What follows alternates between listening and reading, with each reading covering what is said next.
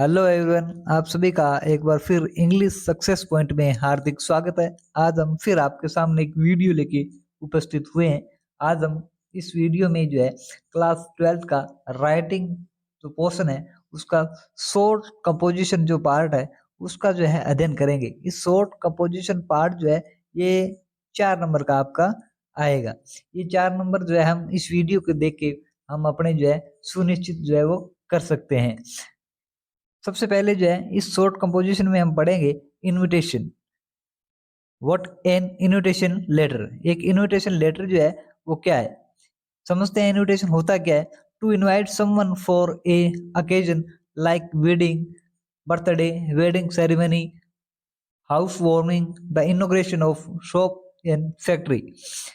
तो ये जो इनविटेशन होता है वो एक किसी को इनवाइट करने के लिए होता है, चाहे वो प्रोग्राम जो जैसे हो, वेडिंग का प्रोग्राम हो या बर्थडे का प्रोग्राम हो या जो है वेडिंग एनिवर्सरी हो या हाउस वार्मिंग जो वो हो या इनॉग्रेशन हो किसी भी शॉप का या फैक्ट्री का। इसके लिए हम जो है इनविटेशन का यूज करते हैं, यानी कि किसी को इनवाइट करने के लिए हम इनविटेशन का यूज करते हैं। इनविटेशन जो होते हैं वो नॉर्मली 2 प्रकार के जो है वो होते हैं। एक तो होता है फॉर्मल और एक होता है इनफॉर्मल।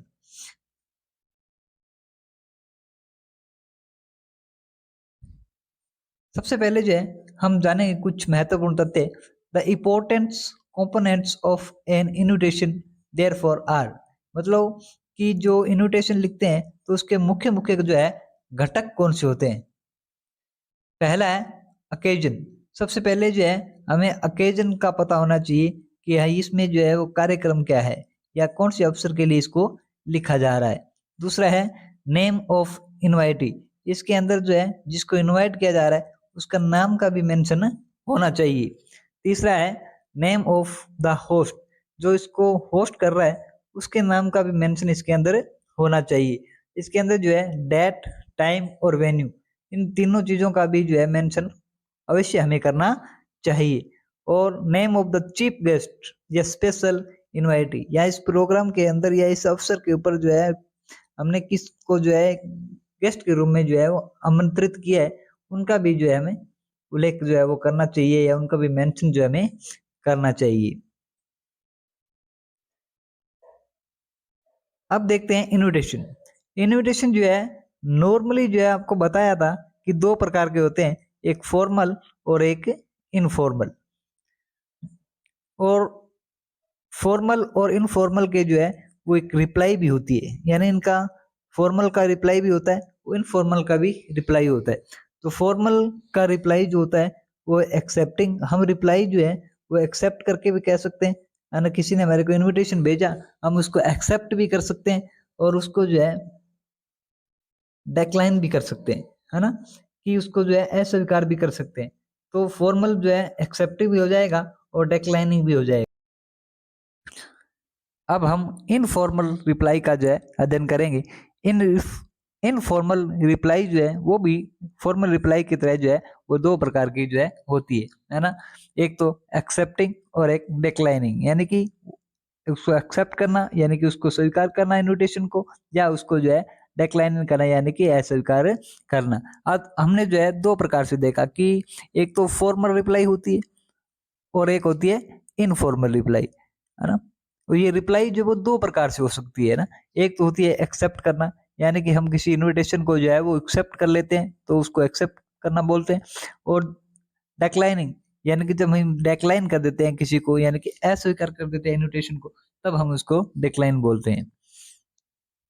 अब हमें यहाँ पर एक बात को जो है वो ध्यान से सुनना होगा कि हमारी जो क्लास 12th है उसके लिए जो है जो इनविटेशन दिया गया है वो सिर्फ जो है इतना ही दिया गया है कि एक्सेप्टिंग एंड डिक्लाइनिंग इनविटेशन, है ना। तो हमें एक्सेप्टिंग और डिक्लाइन इनविटेशन का जो है अध्ययन करना है। हम यहाँ देखेंगे कि रिप्लाई जो है वो 2 प्रकार से होती है, एक्सेप्टिंग एंड डिक्लाइनिंग, है ना। तो फॉर्मल रिप्लाई जो है उसको हम अध्ययन करेंगे पहले, उसका एक्सेप्टिंग और डिक्लाइनिंग। फॉर्मल रिप्लाई जो है इसमें हम फॉर्मल वर्ड्स को जो है वो यूज करते हैं, जैसे kind, invitation, great pleasure and regret it's, इस प्रकार के शब्द जो है वो यूज जो है हम करते हैं। इन्विटेशन का रिप्लाई देते समय हमें निम्न बातों का जो है वो ध्यान रखना चाहिए कि अगर हम फॉर्मल रिप्लाई कर रहे हैं, तो हमें थर्ड पर्सन का जो है वो यूज करना चाहिए। जिस प्रकार से थर्ड पर्सन होते हैं ही, शी और दे, इनका जो है वो यूज करना चाहिए। रिप्लाई में स्पष्ट लिखना चाहिए कि इन्विटेशन आपको स्वीकार है या नहीं। इस बात का स्पष्ट उल्लेख जो है वो होना चाहिए, इस बात का स्पष्ट मेंशन जो होना चाहिए कि ये आपको जो इन्विटेशन भेजा गया है उसको आप जो है एक्सेप्ट कर रहे हो या डिक्लाइन जो है वो कर रहे हो। भाषा सरल व स्पष्ट होनी चाहिए कि इस इन्विटेशन की जो रिप्लाई है उसकी भाषा जो है एकदम सरल होनी चाहिए और एक स्पष्ट होनी चाहिए। फोर्थ नंबर देखो, इन्विटेशन अस्वीकार करने की स्थिति में अस्वीकार करने का कारण भी लिखना चाहिए, है ना, कि हम इन्विटेशन को जो है डेक्लाइन जो है वो क्यों कर रहे हैं, इसका मेंशन जो है हमें करना चाहिए, उसके रीजन का जो मेंशन हमें अवश्य करना चाहिए। 5 नंबर, उत्तर के अंत में सिग्नेचर व नेम नहीं लिखते, यानी कि जब भी हम उसका रिप्लाई देते हैं तो उसमें जो है सिग्नेचर और नेम जो है वो नहीं लिखते, क्योंकि रिप्लाई का जो मुख्य भाग होता है उसमें उसका नाम जो है आ जाता है। अब ये हमारे सामने जो है फॉर्मल रिप्लाई का एक फॉर्मेट जो है आया है ना। हम इस फॉर्मेट से जो है इनविटेशन का रिप्लाई जो है वो देंगे। ये फॉर्मल है, याद रखना, ये फॉर्मल रिप्लाई है और ये फॉर्मल रिप्लाई के अंदर क्या कर रहे हैं, इसको हम एक्सेप्ट कर रहे हैं, है ना। दो प्रकार से बताया था आपको कि फॉर्मल रिप्लाई हम दो प्रकार से दे सकते हैं, एक्सेप्ट भी कर सकते हैं और डेक्लाइन भी कर सकते हैं। तो यहाँ पर जो है एक्सेप्टनेस जो है वो दिखाएंगे। सबसे पहले जो है मिसेज एंड मिस्टर जो है वो लिखोगे और ये जो पहला कॉलम है इसके अंदर आपको जो है जो रिप्लाई दे रहा है, यानी कि जिसको इनविटेशन भेजा गया था और जो रिप्लाई दे रहा है उसका नाम जो है वो आना चाहिए। यानी कि यहाँ पर आप नाम किसका लिखोगे, जो रिप्लाई दे रहा है उसका नाम जो है आएगा। उसके बाद जो है has much pleasure in accepting the kind invitation of Mrs and Mr, और यहाँ पर जो इन जिसने जो है इनवाइट किया है, यानी कि जिसने इनवाइट किया है और जिसको रिप्लाई देना है वह उसका नाम जो है वो आएगा। टू अटेंड द, यहाँ पर जो है अकेजन का नाम जो है वो आएगा, यानी कि यहाँ पर जो किस कार्यक्रम के लिए उसको इनवाइट किया गया था उसका नाम जो है आएगा। और यहाँ पर आगे जो है ऑन के आगे यहाँ पर जो वार जो है वो आएगा और यहाँ पर जो है समय आएगा, डेट और समय आएगा, ठीक है। और यहाँ पर जो है वेन्यू आएगा, यानी कि किस स्थान पर ये प्रोग्राम, ये ओकेजन जो है वो हो रहा है उसका नाम आएगा। और नीचे आपको एक चीज जो है वो विषय लिखनी है, दे थैंक्स। ये जो दे जो आया है वो इन दोनों के लिए आया है, मिसेस और मिस्टर के लिए। दे थैंक्स मिस्टर एंड मिस्टर, यहाँ पर उनका नाम आ जाएगा जिसको जो है रिप्लाई की जा रही है, उसका नाम जहाँ पर जिसको रिप्लाई की जा रही है for invitation and he will definitely reach in time, है ना। इस प्रकार से हमने इसको जो है एक फॉर्मेट देखा, किसका, फॉर्मल का, फॉर्मल रिप्लाई, और उसके अंदर किसका, एक्सेप्ट का, किसका, एक्सेप्ट का। एक बार फिर जो है हम दोबारा इसको देखते हैं, देखिएगा। हम यहाँ पर जो ये फॉर्मेट आ गया, किसका आ गया, फॉर्मल रिप्लाई का, किसका आ गया, फॉर्मल रिप्लाई का। फॉर्मल रिप्लाई में भी किसका, एक्सेप्ट का, है ना, कि हमने एक्सेप्ट जो करना है उसका एक फॉर्मेट हमने तैयार किया है। इसमें लिखेंगे मिस्टर एंड मिसेज, मिस्टर और मिसेज लिख के, और यहाँ पर उस व्यक्ति का नाम लिखेंगे जिसे रिप्लाई लिखने वाले का, यानी कि जो ये रिप्लाई लिख रहा है उसका नाम यहाँ पर आ जाएगा।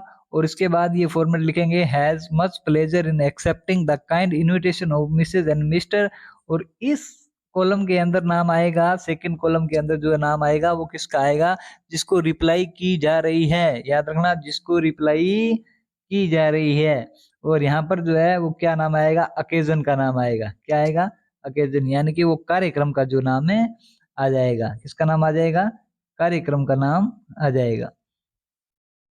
और उसके बाद जो है यहाँ पर जो है डे आएगा, डे के नाम जो है वो आ जाएगा, और यहाँ पर डेट जो है वो आ जाएगी, और यहाँ पर जो है समय आ जाएगा, यानी कि टाइम जो है वो आ जाएगा, ठीक है। और आगे जो है ऑनवर्ड, यहाँ पर जो है वेन्यू आएगा, यानी कि वो स्थान जो है वो कौन सा है ना, वो स्थान के लिए आ जाएगा। और फिर नीचे जो है एक लाइन लिखनी है, दे थैंक्स मिसेज एंड मिस्टर, और यहाँ पर किसका आएगा, जिसको जो है रिप्लाई की जा रही है उनका नाम आएगा। और ये दे जो है वो किसके लिए आया है, ये इसके लिए आया है जो रिप्लाई दे रहा है। मिसेज एंड मिस्टर इनके लिए दे आया है। यहाँ पर अगर मिस्टर होता तो यहाँ पर क्या आ जाता, ही या इनमें से एक होता तो क्या आ जाता, ही या she. For invitation he will definitely reach in time. मुझे आशा है कि आपको जो है समझ में आ गया होगा। अब तक हमने देखा कि फॉर्मल इनविटेशन का जो रिप्लाई है उसको हम एक्सेप्ट किस फॉर्मेट में जो है वो करते हैं। अब हम देखेंगे कि फॉर्मल इनविटेशन का जो रिप्लाई है उसको डेक्लाइन जो है वो किस फॉर्मेट में करते हैं। इतना आपको यहाँ पर ध्यान रखना है कि जब भी आप किसी के इनविटेशन को जो है अस्वीकार कर रहे हो तो उसका रीजन जो है आपको इसमें जरूर मेंशन करना है। तो आओ हम अब जो है देखते हैं कि ये डेक्लाइन करते समय हमें किस फॉर्मेट का यूज जो है वो करना चाहिए। सबसे पहले जो है आपको वही मिसेज एंड मिस्टर लिखना चाहिए और उसके बाद यहाँ पर जो रिप्लाई दे रहा है उसका नाम जो है वो लिखा जाएगा। इसके बाद थैंक्स, उसके बाद मिस्टर एंड मिसेज, यहाँ पर जो है जिसने इनवाइट किया था या जिसको रिप्लाई दी जा रही है उसका नाम जो है वो यहाँ आएगा। इसके बाद for their kind invitation to the occasion of, यहाँ पर जो है आपके उस कार्यक्रम का जो नाम जो है वो आएगा। ध्यान रखना यहाँ पर किसका नाम आएगा, कार्यक्रम का नाम जो है वो आएगा कि ये कार्यक्रम जो है वो कौन सा है। यहाँ पर जो है वो डे आएगा और आगे इस डेट यहाँ पर डेट लिखनी है आपको और यहाँ पर जो है आपको टाइम का जो है मेंशन करना है। और ऑनवर्ड्स आगे जो है यहाँ पर आपको वेन्यू लिखना है कि किस स्थान पर जो है वो हो रहा है। But regret for being unable to attend it due to, यहाँ पर आपको जो है जो आप इन्विटेशन को जो है अस्वीकार कर रहे हो इसका कारण जो है वहां पर मेंशन करना है। जिस प्रकार से आप कह सकते हो कि कोविड-19, मान लो कारण आपका जो है वो कोविड-19 है, कोविड-19 के कारण आप जो है इसमें आ नहीं सकते, इसलिए यहाँ पर कारण जो है वो लिखना पड़ेगा। और नीचे आपको एक लाइन लिखनी है, एक्सेप्ट और best wishes and thank for invitation. इस प्रकार से हमने जो है इस वीडियो में हम फॉर्मल रिप्लाई जो है वो देखी। दो प्रकार से फॉर्मल रिप्लाई, एक तो एक्सेप्ट और एक डेक्लाइन। मुझे आशा है कि आपको समझ में आया होगा। अगले वीडियो में हम इनफॉर्मल की रिप्लाई का अध्ययन करेंगे।